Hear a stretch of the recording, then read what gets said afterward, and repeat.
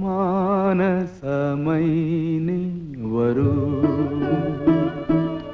മധുരം നുള്ളി തരൂ നിന്നരുമ.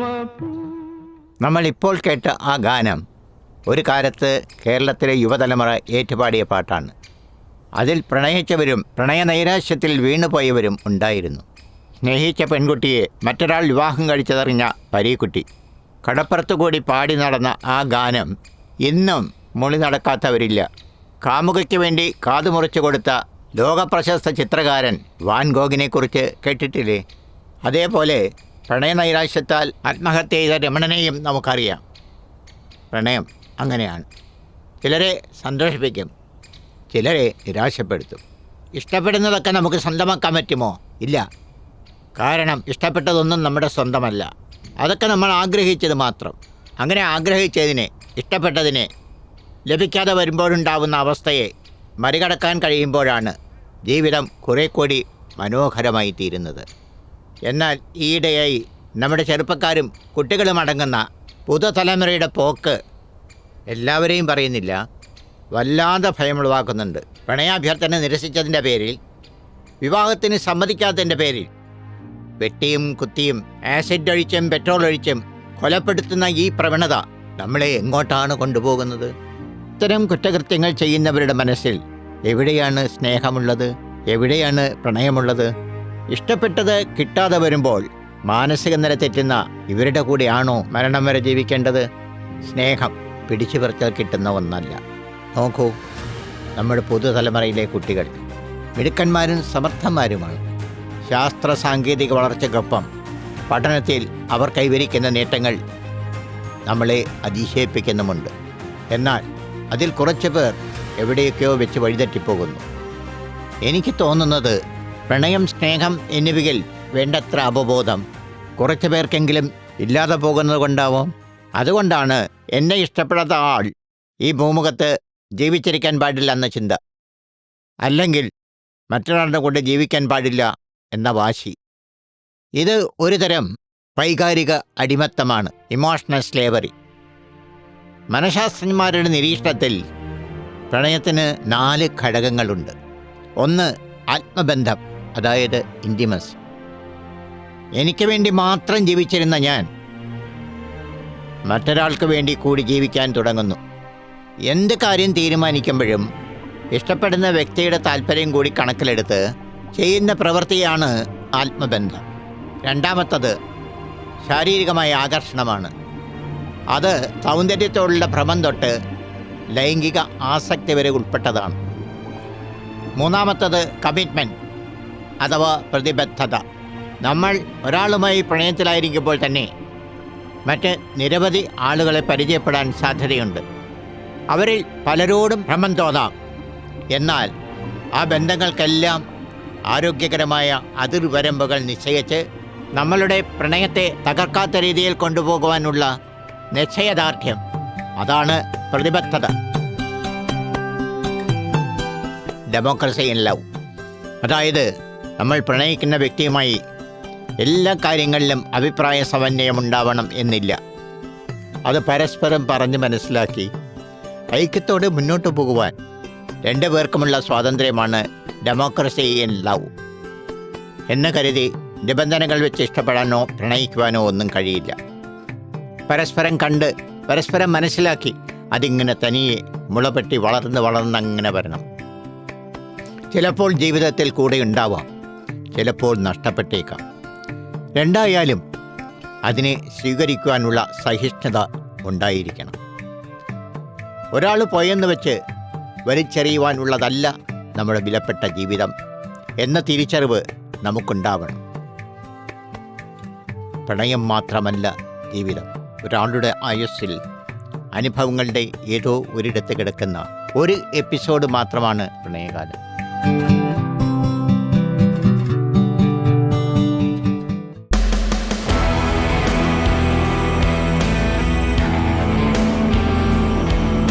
ഇനി പുതിയ തലമുറയിലെ കുഞ്ഞുങ്ങളോട് എനിക്ക് പറയുവാനുള്ളത്, കണ്ടില്ലേ, ഇതാണ് റോഡിലേക്ക് ഇറങ്ങിയാലുള്ള അവസ്ഥ. എല്ലാവരും അങ്ങനെയാണെന്നല്ല, ചിലരങ്ങനെയാണ്. വണ്ടി സ്റ്റാർട്ട് ചെയ്താൽ പിന്നെ അന്തരീക്ഷത്തിലൂടെയാണ് യാത്ര. ഒരു ദിവസം വാഹനാപകടങ്ങളിൽ എത്രയെത്ര ജീവനുകളാണ് പൊലിയുന്നത് എന്ന് നിങ്ങൾക്കറിയാമോ? അറിയാം. അതിനു മുമ്പ് നമുക്ക് ഒരിടം വരെ പോയിട്ട് വരാം. ഇതാണ് ശ്യാമിൻ്റെ വീട്. അച്ഛൻ, അമ്മ, ഒരു പെങ്ങൾ അടങ്ങുന്നതാണ് ശ്യാമിൻ്റെ കുടുംബം. 27 വയസ്സുള്ള ചുറുചുറുക്കോടെ ഓടി നടന്നിരുന്ന ചെറുപ്പക്കാരൻ സിവിൽ സർവീസ് എന്ന സ്വപ്നവുമായി എക്സാമിന് പ്രിപ്പയർ ചെയ്യുന്ന സമയത്താണ് ജീവിതത്തെ കീഴ്മേൽ മറിച്ച ആ അപകടം സംഭവിച്ചത്. അതിനെക്കുറിച്ച് ശ്യാം തന്നെ പറയട്ടെ. ഞാൻ സിവിൽ സർവീസ് പരീക്ഷയുടെ പ്രിപ്പറേഷനിലിരിക്കുന്ന സമയമായിരുന്നു അത്. എൻ്റെ അച്ഛൻ ഹോസ്പിറ്റലൈസ് ആയിട്ട് കിടക്കുകയും അച്ഛൻ്റെ അടുത്തേക്ക് ബൈസ്റ്റാൻഡറായിട്ട് നിൽക്കാൻ എൻ്റെ ബൈക്കിൽ ഹോസ്പിറ്റലിലേക്ക് പോകുന്ന വഴിക്കാണ് ഈ ഒരു അപകടം എനിക്ക് ഉണ്ടാകുന്നത്. എതിർദിശയിൽ വളരെ വേഗത്തിൽ വന്ന ഒരു കാർ എന്നെ ഇടിച്ചിടുകയും എനിക്ക് വളരെ അധികം പരിക്കുകളോടെ ഞാൻ അവിടെ റോട്ടിൽ കിടക്കുകയും ചെയ്തിരുന്നു. ആ അപകടം നടന്ന ഉടനെ തന്നെ അവർ രക്ഷപ്പെടാൻ ശ്രമിച്ചിരുന്നെങ്കിലും നാട്ടുകാർ കൂടി അവരെ പിടികൂടി. അതിനുശേഷം നാട്ടുകാരും ആ ഡ്രൈവറെയൊക്കെ വെച്ച് എന്നെ ആംബുലൻസിൽ കയറ്റി ഹോസ്പിറ്റലിലേക്ക് അയക്കുകയായിരുന്നു. ആ ഒരു അപകടത്തിൽ എനിക്ക് വളരെയധികം പരിക്കുകൾ പറ്റുകയുണ്ടായെന്ന് പറഞ്ഞാൽ ഒരു 6ഓളം ഫ്രാക്ചറുകൾ എൻ്റെ ശരീരത്തിൽ ബാധിക്കുകയും അതെന്നെ എൻ്റെ വരുന്ന പരീക്ഷകളെ ബാധിക്കുകയും വരുന്ന എൻ്റെ പല സ്വപ്നങ്ങളെയും ബാധിക്കുകയും ചെയ്ത രീതിയിലായിരുന്നു ഒരു ആക്സിഡൻറ്റ്. 5ഓളം സർജറികൾ തന്നെ ആ ഒരു ആക്സിഡൻറ്റിനെ തുടർന്ന് എനിക്ക് നടത്തുകയും പൂർണ്ണമായി ബെഡ് റെസ്റ്റിലാവുകയും ചെയ്തിരുന്നു. ആ സമയത്ത് എനിക്ക് ആകെ അനക്കാൻ കഴിയുന്ന എൻ്റെ കഴുത്തുകൾ മാത്രമായിരുന്നു. ബാക്കി ശാരീരികമായും മാനസികമായും എല്ലാം വളരെ ഫോക്കസ്ഡ് ആയിട്ട് ഇരിക്കേണ്ട ഒരു സമയത്താണ് എൻ്റെ ജീവിത ലക്ഷ്യമായ സിവിൽ സർവീസിനെ വരെ തച്ചുടച്ച രീതിയിൽ ആ ഒരു അപകടം നടക്കുന്നത്. ഈ അപകടത്തെ തുടർന്ന് ഉണ്ടാകുന്ന മാനസികമായ വിഷമം, അതിനെ കൂടാതെ അതിനെ കവച്ചു വയ്ക്കുന്ന രീതിയിൽ വരുന്ന സാമ്പത്തിക നഷ്ടം, അത് എൻ്റെ വീട്ടുകാരെയും എന്നെയും വളരെ രീതിയിൽ മാനസികമായിട്ട് തന്നെ അത് ബാധിക്കുകയാണ് ഉണ്ടായത്. കൂടാതെ അച്ഛനും ഞാനും ഒരേ സമയം തന്നെ ഹോസ്പിറ്റലൈസ്ഡ് ആവുന്ന ഒരവസ്ഥ, വീട്ടുകാർക്കത് ഹാൻഡിൽ ചെയ്യാൻ തന്നെ വളരെ ബുദ്ധിമുട്ടായിരുന്നു. ഇതൊക്കെ എനിക്ക് അനുഭവിക്കേണ്ടി വന്നത് ആ ഒരു ഒറ്റൊരു വ്യക്തിയുടെ അശ്രദ്ധയും അദ്ദേഹം നമ്മളുടെ നാട്ടിലെ നിയമത്തിനെതിരെ രീതിയിൽ പോയതുകൊണ്ട് മാത്രമാണ്. ഇതെല്ലാം ഉണ്ടാവാതിരിക്കാൻ നമ്മളെ ഓരോരുത്തരും നിയമാനുസൃതമായി തന്നെ സിറ്റിസൺ എന്ന രീതിയിൽ നമ്മൾ അതിനെ പൂർണ്ണമായും അതിനെ ഫോളോ ചെയ്യേണ്ടതായിട്ടുണ്ട്. റോഡ് നിയമങ്ങൾ എല്ലാവർക്കും ഒരുപോലെയാണ്. അത് കണിശമായും പാലിക്കുവാനുള്ള ഉത്തരവാദിത്തം വാഹനമോടിക്കുന്ന ഓരോരുത്തർക്കുമുണ്ട്. നോക്കൂ, ലോക ജനസംഖ്യ 788 കോടിയിലും ഇന്ത്യയിലെ ജനസംഖ്യ 142 കോടിയിലും എത്തിയിരിക്കുന്നു. ലോകത്തെ വാഹന അപകടങ്ങളിൽ ദിനംപ്രതി മരിക്കുകയും പരിക്കേൽക്കുകയും ചെയ്യുന്നവരുടെ കണക്ക് നിങ്ങൾ കേട്ടിട്ടുണ്ടോ? പല അപകടങ്ങൾക്കും കാരണം അശ്രദ്ധയും അലസതയുമാണ്.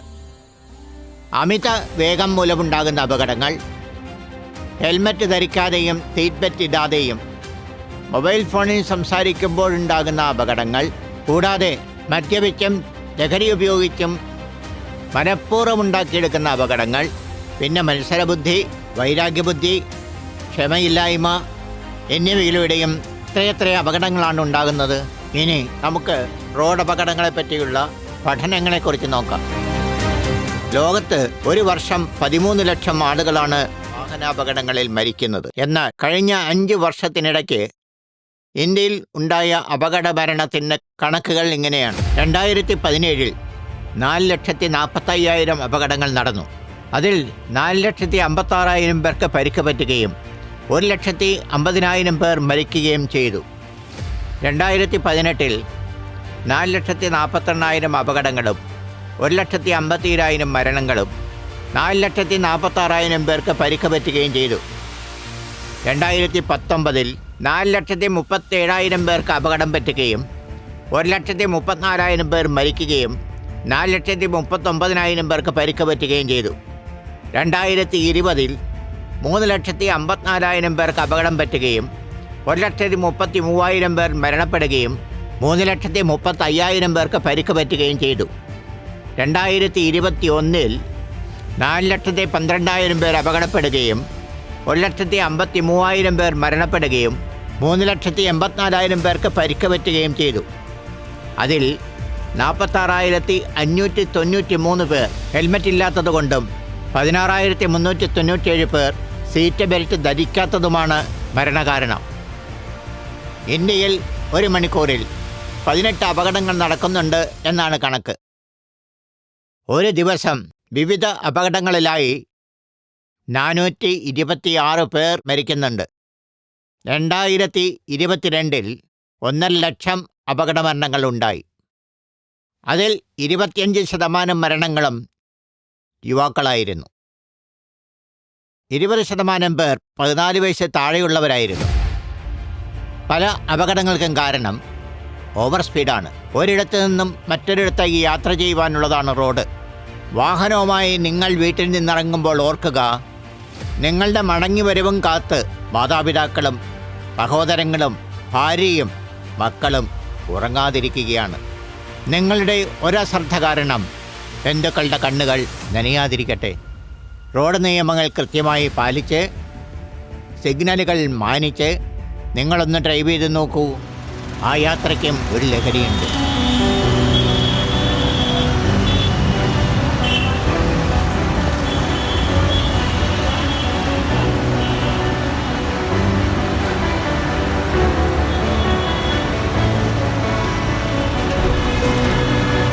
ലഹരിയെക്കുറിച്ച് പറയുമ്പോൾ സമൂഹത്തെ കാർന്നു തിന്നുന്ന വിഷലിപ്തമായ യഥാർത്ഥ ലഹരിയെക്കുറിച്ച് കൂടി പറയാതെ പോയാൽ പൂർണ്ണമാവില്ല. മയക്കുമരുന്ന് ഉപയോഗിച്ച് തുടങ്ങിയാൽ മരണം കൈപിടിച്ചു എന്ന് കൂടി അർത്ഥമുണ്ട്. പണ്ടൊക്കെ മുറുക്കാനായിരുന്നു ലഹരി. പിന്നീട് അത് ബീഡിയിലേക്കും സിഗരറ്റിലേക്കും എത്തിപ്പെട്ടു. കുറെ കൂടെ കടുപ്പത്തുള്ള ലഹരി ആഗ്രഹിച്ചപ്പോൾ കഞ്ചാവിലേക്കും എത്തിപ്പെട്ടു. ഇന്നത് സിന്തറ്റിക് ലഹരി മരുന്നുകളിൽ എത്തി നിൽക്കുന്നു. വിവിധ തരത്തിലുള്ള ലഹരി മരുന്നുകളുടെ പേര് പറഞ്ഞ് അറിയാത്തവരെ കൂടി അറിയിക്കാൻ ഞാൻ ഉദ്ദേശിക്കുന്നില്ല. എന്നാലും വിവിധങ്ങളായ ലഹരി ഉപയോഗം മൂലം സമൂഹവും യുവതലമുറയും നശിക്കുന്നത് നമുക്ക് കണ്ടു നിൽക്കാനാവില്ല. ഒറ്റത്തവണ ഉപയോഗിച്ചാൽ പോലും അടിമയാകുന്ന തരത്തിലുള്ള സിന്തറ്റിക് മയക്കുമരുന്നുകളാണ് ഇന്നുള്ളത്. നിലവിൽ ലഹരി ഉപയോഗിക്കുന്നവരുടെ ശതമാനക്കണക്കിങ്ങനെയാണ്. പുകവലിക്കുന്നവർ 77.16%. മദ്യം ഉപയോഗിക്കുന്നവർ 69.05%. കഞ്ചാവ് 63.05% പേരുമാണ്. അതായത് ലഹരി എന്താണ് എന്നറിയാൻ വേണ്ടി ഉപയോഗിച്ച് നോക്കുന്നവർ 78% പേരാണ്. മറ്റുള്ളവരുടെ സ്വാധീനം മൂലം ഉപയോഗിക്കുന്നവർ 72%. സന്തോഷം പ്രതീക്ഷിച്ച് ഉപയോഗിക്കുന്നവർ 51.05%.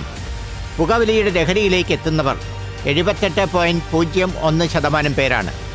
സുഹൃത്തുക്കൾ വഴി 79% പേർ എത്തുമ്പോൾ കുടുംബങ്ങളിലെ സ്വാധീനം കൊണ്ട് 5% പേരും ലഹരിക്ക് അടിമയാകുന്നുണ്ട് എന്നുള്ളത് ഗൗരവമായി കാണേണ്ടതുണ്ട്. മയക്കുമരുന്നുമായി ബന്ധപ്പെട്ട് കൊച്ചി നഗരത്തിൽ 6 മാസത്തിനുള്ളിൽ 1600 കേസുകളാണ് രജിസ്റ്റർ ചെയ്തിട്ടുള്ളത്. അതിൽ പെൺകുട്ടികൾ, ഗർഭിണികൾ, വീട്ടമ്മമാർ, ഡെലിവറി ബോയ്സ് തുടങ്ങി സ്കൂൾ, കോളേജ് വിദ്യാർത്ഥികൾ വരെ ഉണ്ട്. ഓരോ ദിവസവും എത്രയെത്ര കേസുകളാണ് പിടിക്കുന്നത്. എന്നിട്ടും ഈ ലഹരിക്കടത്തിന് എന്തെങ്കിലും കുറവുകൾ ഉണ്ടാവുന്നുണ്ടോ? കാരണം ലഹരി മാഫിയ അത്രയധികം ശക്തി പ്രാപിച്ചിരിക്കുന്നു എന്ന് വേണം കരുതാൻ. DJ പാർട്ടികളിൽ, കോളേജുകളിൽ, ഹോസ്റ്റലുകളിൽ, ടൂറിസം കേന്ദ്രങ്ങളിൽ എന്ത് വേണ്ട സകലയിടത്തും ജീവവായു പോലെ സുലഭമാണ് ഇന്ന് ലഹരി വസ്തുക്കൾ. ഇതിന് അറുതി ഉണ്ടാവണമെങ്കിൽ നമ്മൾ നമ്മുടെ വീടുകളിൽ നിന്നും തന്നെ തുടങ്ങണം. വിദ്യാർത്ഥികളായ നമ്മുടെ കുഞ്ഞുങ്ങൾ ലഹരി വസ്തുക്കൾ ഉപയോഗിക്കുന്നില്ല എന്ന് ഉറപ്പുവരുത്തേണ്ടത് നമ്മുടെ ഉത്തരവാദിത്തമാണ്. കുട്ടികളിൽ ഉണ്ടാകുന്ന ചെറിയ മാറ്റങ്ങൾ പോലും തിരിച്ചറിയണം. ഇടയ്ക്ക് കുട്ടികളുടെ ബാഗും പുസ്തകവും പരിശോധിക്കണം.